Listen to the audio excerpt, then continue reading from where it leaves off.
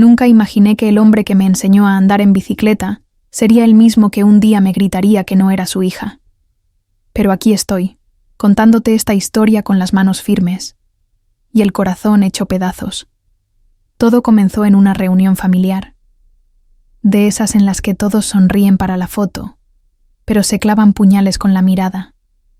Yo había llegado un poco tarde, como siempre, con mis zapatos desgastados y un pastel casero en las manos. Nadie se molestó en saludarme, ni siquiera él, mi padre. O mejor dicho, el hombre que creí que lo era. Me senté en la esquina del comedor, como si fuera una invitada más, mientras mis primos brindaban por la nueva casa de Lucía, la hija favorita, la que siempre recibía todo sin pedirlo. En un momento, alguien mencionó a mamá. Fue entonces cuando papá, ese hombre de voz grave que solía cargarme en hombros, me lanzó una mirada que no había sentido nunca. Fría, cargada de algo que no entendía, y dijo: «Tú ni siquiera eres mi hija. No deberías estar aquí». Se hizo un silencio brutal. Los cubiertos se detuvieron. Las risas murieron. Y yo solo tragué saliva y apreté las manos sobre mis piernas, como si pudiera evitar que temblaran. No respondí. No aún. Porque lo que nadie sabía, ni siquiera él, era que mamá me había dejado algo más que recuerdos antes de morir. Me dejó un sobre con su letra, con papeles que podían derrumbar toda esa farsa en segundos. Pero no iba a usarlo ahí, en ese momento. No. Aprendí a esperar, a guardar el fuego, a dejar que ellos se quemaran solos primero. Y cuando llegara el momento, entonces sí, iba a abrir el infierno con una sola frase. Esa noche no dormí. Escuchaba su voz una y otra vez en mi cabeza. No eres mi hija. Y por más que me decía que no me dolía, que sus palabras no significaban nada, lo cierto es que cada sílaba me atravesó como cuchillas. Me levanté antes del amanecer, con los ojos hinchados y el alma llena de cenizas. Fui hasta la caja de madera que escondía en mi closet, esa que mamá me dio días antes de morir. Me temblaban las manos mientras sacaba el sobre. Aquel sobre amarillo con su caligrafía firme, como si aún pudiera oírla decir: «Guarda esto, algún día lo vas a necesitar». No lo había abierto hasta ese momento. No porque no quisiera saber, sino porque parte de mí aún tenía esperanza. Esperanza de que ese hombre, por más duro o ausente que fuera, me viera como suya, como su sangre. Pero su desprecio público había borrado todo. Con el corazón latiendo con rabia y tristeza, rompí el sello del sobre. Dentro había 2 papeles, una carta de mamá y una copia del testamento notariado. En la carta, su letra temblaba, pero su mensaje era claro. Él nunca te reconoció como hija legítima, pero esta casa es tuya. Yo la dejé a tu nombre. Porque tú me cuidaste, tú estuviste, y eso vale más que cualquier apellido. Lloré en silencio. No por tristeza, sino por la fuerza que me devolvió esa carta. Me sentí vista. Por fin. Al día siguiente, me vestí con la misma ropa sencilla de siempre, pero algo en mi mirada había cambiado. Ya no iba a pedir lugar. Lo iba a reclamar, y lo haría con hechos. Sabía que el domingo habría otra reunión familiar. Iban a hablar de la casa, de dividir bienes, de borrar mi nombre como si nunca hubiera existido. Pero esta vez, no iba a quedarme callada. El domingo llegó con el cielo encapotado, como si el universo también supiera que algo iba a estallar. Llegué puntual, por primera vez en años. La casa de mi infancia se veía distinta, más fría, más ajena. Lucía ya estaba ahí, dando órdenes como si fuera la dueña de todo. ¿Y papá? ¿O ese hombre que ya no podía llamar así? Bebía su café como si nada hubiera pasado. Nadie mencionó lo del viernes. Nadie me pidió disculpas. Y yo tampoco las esperaba. Me senté en el sillón viejo donde mamá solía bordar, con el testamento en la bolsa y el corazón en llamas. Comenzaron a hablar de la casa, de venderla, dividirla, remodelarla para Lucía. Ella hablaba como si yo no existiera, como si fuera un estorbo en la conversación. Y fue ahí, justo ahí, cuando sentí el momento. Me levanté lentamente. Cada mirada se posó en mí con molestia, como si interrumpiera algo importante. Saqué el sobre de la bolsa y lo puse sobre la mesa, justo delante de él. Dije, antes de que decidan lo que no les corresponde, tal vez deberían leer esto. Su expresión cambió. Por un segundo, se quebró. Y eso me bastó para saber que él ya sabía lo que había en ese papel. Lucía se rió. ¿Qué es esto ahora? ¿Una carta de amor? Pero él no. Él no se rió.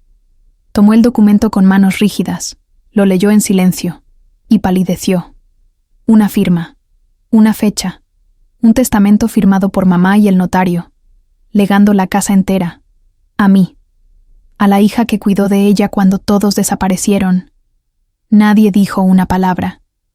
Solo se escuchaba el leve zumbido del ventilador viejo girando en el techo.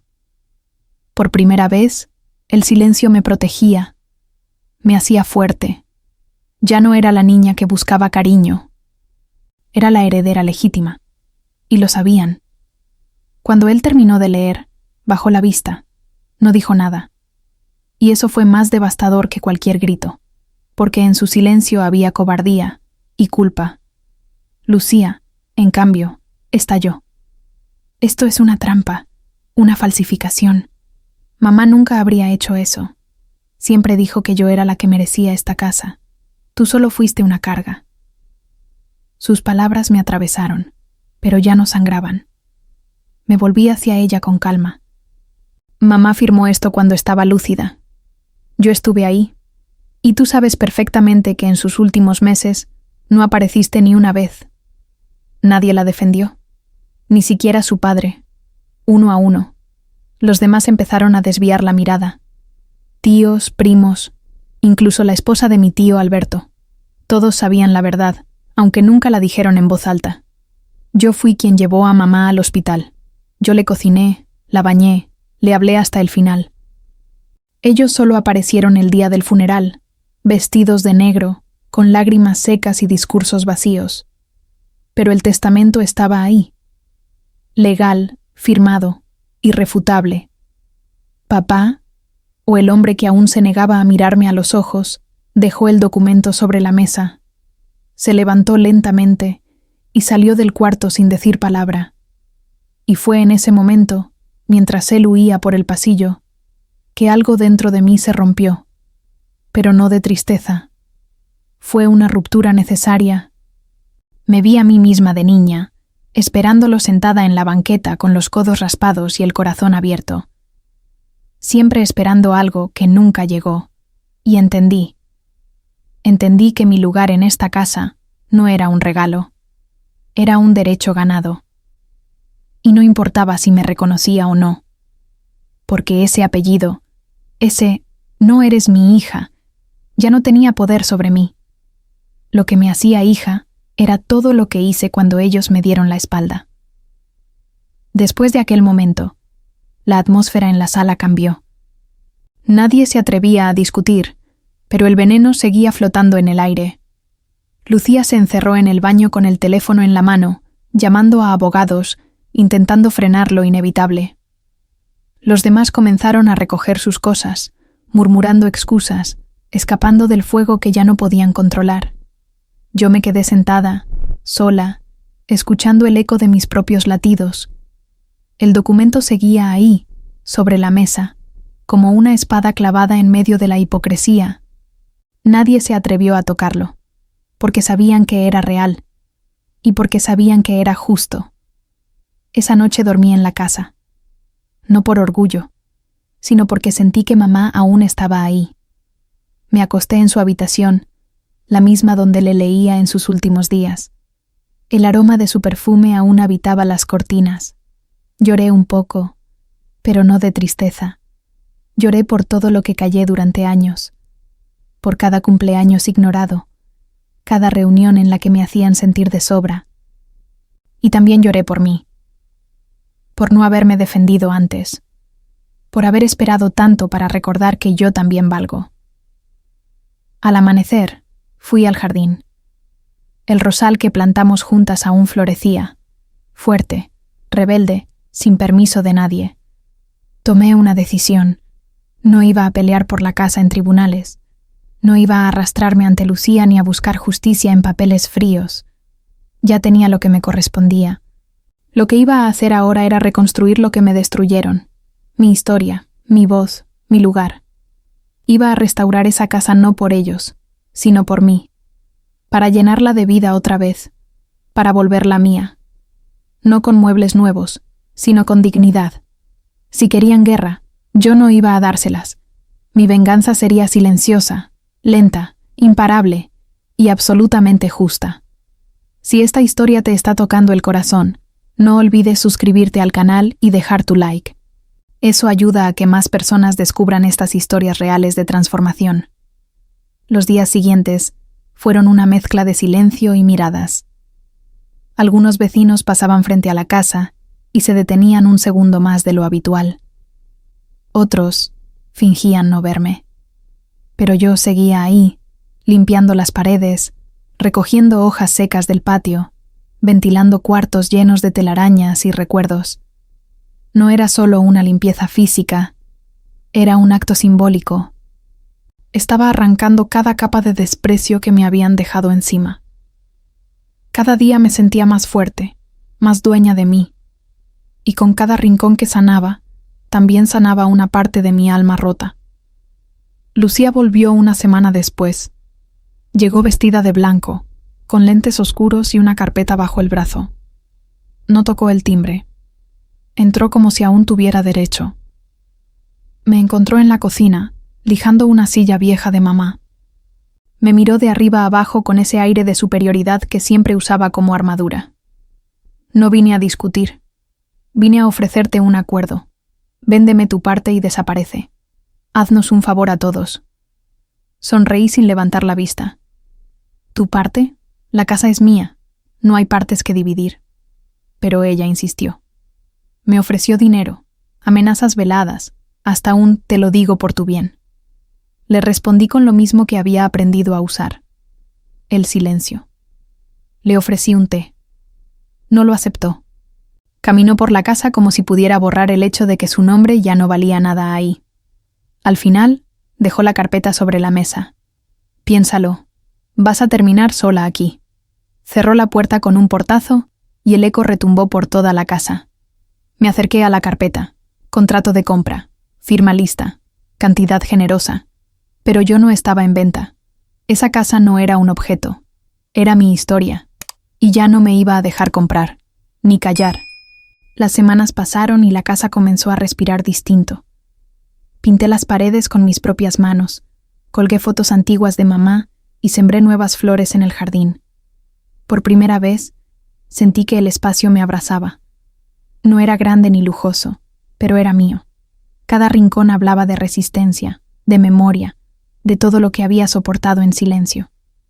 Fue entonces cuando empecé a recibir cartas, no de Lucía, sino de un abogado. Notificaciones formales, amenazas disfrazadas de legalidad. Ella quería impugnar el testamento. Decía que mamá no estaba en plenas facultades mentales, que había manipulación, que yo no tenía derecho. Por un momento, el miedo me tocó la nuca. Porque el sistema siempre protege a los que gritan más fuerte, a los que tienen apellido limpio, dinero, amigos en los juzgados. Yo no tenía nada de eso, pero tenía algo que ellos jamás entenderían: memoria. Sabía cada día que estuve con mamá, cada palabra que trocamos antes de su partida. Tenía fotos, recibos médicos, testigos, y lo más importante, tenía verdad. Así que fui al despacho de un abogado humilde pero firme y le entregué todo. Me miró con respeto. No se preocupe. Este testamento se sostiene solo. Lo firmaron con claridad y conciencia. Ella no va a poder tumbarlo. Respiré aliviada, pero no bajé la guardia. Porque cuando alguien te quiere borrar, no basta con papeles. Intentan ensuciar tu nombre, manchar tu historia, hacerte dudar de ti misma. Así que me preparé. No para pelear como ellas, sino para resistir como siempre lo hice. De pie, en silencio, con dignidad. Y si querían guerra, que entendieran que no todas las batallas se ganan con gritos. Algunas se vencen con una taza de té en mano, las manos con pintura y el alma intacta. La audiencia judicial llegó más rápido de lo que imaginaba. Un edificio frío, pasillos interminables y rostros vacíos que parecían hechos para no sentir. Me senté en la sala, con los documentos sobre el regazo y las manos entrelazadas. Lucía llegó tarde, vestida como si asistiera a una gala, no a un juicio. Con ella venía mi padre. Sí, el mismo que me negó frente a toda la familia. Caminaba al lado de ella como si fuera su abogada, su cómplice, su espada.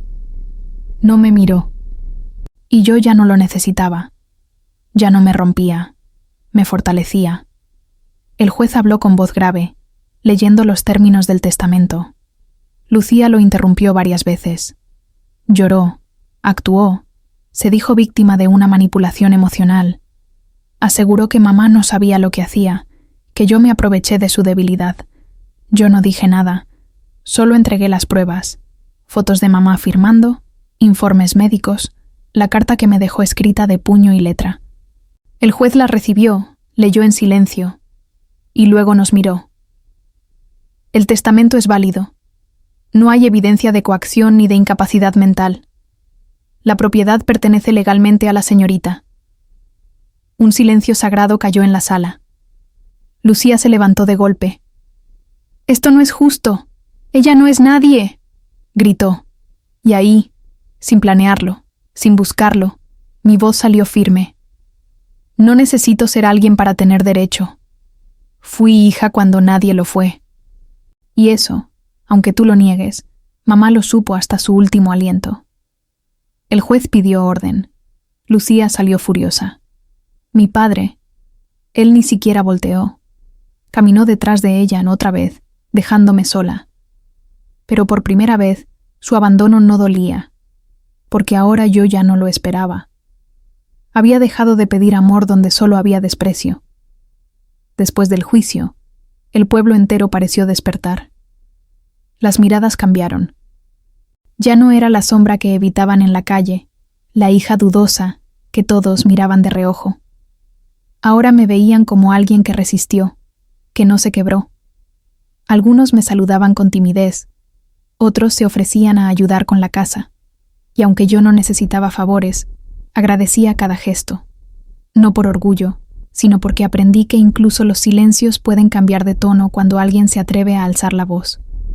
Pero mientras la casa sanaba, algo dentro de mí seguía ardiendo. No por Lucía, ni siquiera por el juicio. Era él, ese hombre que no fue capaz de decirme una sola palabra, ni siquiera en la corte. Una tarde, sin anunciarse, vino a la casa. Toque suave, como quien no quiere molestar. Abrí la puerta con el corazón en guardia. Estaba delgado, ojeroso, con la camisa arrugada. Me miró por fin, y por primera vez en mucho tiempo, no vi desprecio en su rostro, solo cansancio. ¿Puedo pasar?, preguntó. Dudé, pero lo dejé entrar. Caminó por el corredor como si los recuerdos le pesaran. No vine a pedirte nada, solo quería ver cómo estaba la casa. Nos sentamos en silencio. Le ofrecí café. Lo bebió con manos temblorosas. Nunca supe cómo hablarte, ni cómo querer a alguien que me recordaba tanto a ella, murmuró. Y ahí entendí todo. No me odiaba a mí. Odiaba lo que yo representaba, la parte de mamá que él nunca pudo controlar. No respondí. No lo consolé. Solo escuché, porque no era mi papel sanar su culpa. Me debía una disculpa, sí, pero más que eso, me debía respeto, y si no podía dármelo con palabras, que al menos lo hiciera con su ausencia definitiva. Así que, cuando terminó el café, le abrí la puerta. Esta casa ya no es tu refugio, ni tu recuerdo. Es mi principio. Me miró con ojos húmedos, asintió y se fue. Esta vez, para siempre. Con su partida, algo dentro de mí se cerró como una herida que por fin cicatriza. No sentí alivio inmediato, pero sí una calma distinta, silenciosa, profunda, como si por fin pudiera respirar sin sentir que debía justificar mi existencia. Me concentré en restaurar la casa con mis propias manos. Pinté la fachada del color que mamá siempre quiso, sembré un limonero en el patio y colgué cortinas nuevas en cada cuarto. No lo hacía para demostrar nada a nadie, lo hacía por mí, porque cada clavo, cada pincelada, era una forma de recordarme que merecía habitar un lugar sin miedo, sin culpa, sin permiso.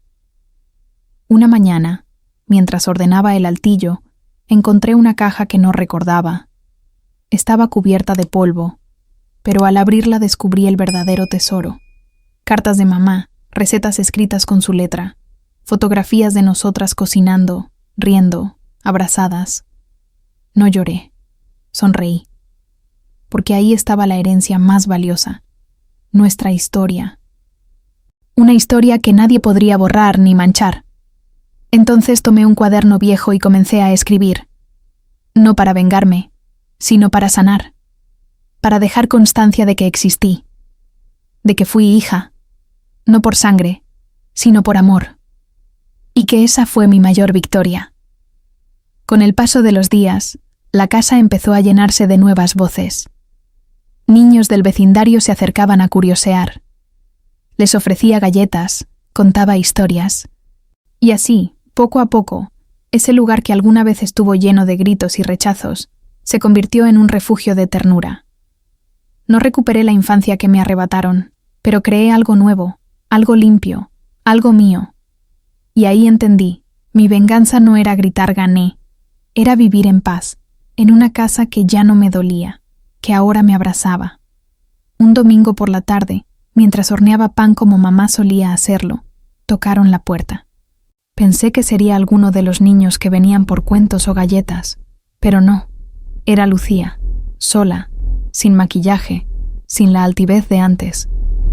Su rostro tenía la palidez de quien carga con demasiado orgullo roto. Por un segundo, pensé en no abrirle, pero lo hice. No por ella, sino por mí, porque ya no me intimidaba, porque ya no tenía poder sobre mí. Entró en silencio, sin mirar mucho alrededor. Se sentó en el comedor, el mismo lugar donde una vez intentó borrar mi existencia. «Vine a decirte que no voy a apelar más», murmuró, casi como si le costara respirar. «Papá está enfermo. Ya no se levanta. Dice tu nombre a veces, pero no te pide. Solo repite que arruinó todo». Me quedé quieta. No sentí lástima. No sentí odio. Solo una tristeza antigua, como una lluvia fina que no moja pero cala. «No estoy aquí para que me perdones», continuó. «Sé que no lo merezco, pero tenía que decírtelo». Luego sacó de su bolsa una foto. Mamá con nosotras dos de niñas. Yo no recordaba ese día, pero ahí estaba, riendo, abrazada a ambas. Un instante de verdad que ninguna de las dos pudo negar. No lloró. Yo tampoco. Nos quedamos ahí, como dos sobrevivientes de una guerra que ya no importaba ganar. Le ofrecí pan recién horneado. Lo aceptó. Comimos en silencio. No hablamos de herencias, ni de casas, ni de testamentos. Solo del aroma a canela, de cómo mamá siempre cantaba bajito cuando cocinaba. Cuando se fue, me dio la mano con suavidad. Gracias por no cerrarme la puerta. No respondí, porque no hacía falta. A veces, el acto más poderoso no es gritar justicia. Es tener la paz suficiente para no necesitarla más. Hoy la casa huele a lavanda y a pan recién horneado. Afuera, el limonero florece y los rayos del sol atraviesan las cortinas como caricias suaves. Me siento en el mismo sillón donde mamá leía sus novelas, con una taza caliente entre las manos y el cuaderno donde escribí cada pedazo de esta historia. No para publicarla, no para vengarme, sino para no olvidarme nunca de todo lo que resistí. porque hubo días en los que pensé que callar me protegía, que amar en silencio era suficiente, que aceptar las migajas era la única forma de ser querida. Pero aprendí que el amor propio también grita, aunque lo haga bajito. Papá murió 2 meses después de aquella visita de Lucía. No fui al funeral, no por rencor, sino por respeto a mí misma. Ya le había dicho adiós cuando cerré la puerta la última vez. Lucía me mandó una carta, corta, sincera. No nos enseñaron a amar bien. Ojalá lo hubiéramos aprendido juntas. La guardé, no porque doliera, sino porque entendí que ella también fue una víctima del mismo muro que nos separó. Hoy la veo a veces, nos saludamos con la cabeza, como 2 personas que finalmente encontraron su lugar sin necesidad de competir. En esta casa ya no hay gritos, no hay rechazos, hay paz. Hay risas de niños, olor a flores y tardes de lluvia con libros abiertos. Mamá está en cada rincón, en las plantas que sembró, en las tazas que dejó, en la fuerza que me enseñó. Y yo ya no soy la hija que no era hija. Soy mujer, soy raíz, soy historia. Gracias por haberme escuchado. Si tú también fuiste ignorada, silenciada o humillada, que sepas esto. El silencio no es debilidad. A veces, el mayor grito es simplemente no irse. Gracias por llegar hasta aquí. Si alguna vez viviste algo parecido, comparte tu historia en los comentarios. Suscríbete para no perderte nuestras próximas historias de venganza silenciosa, porque a veces el mayor grito es el silencio.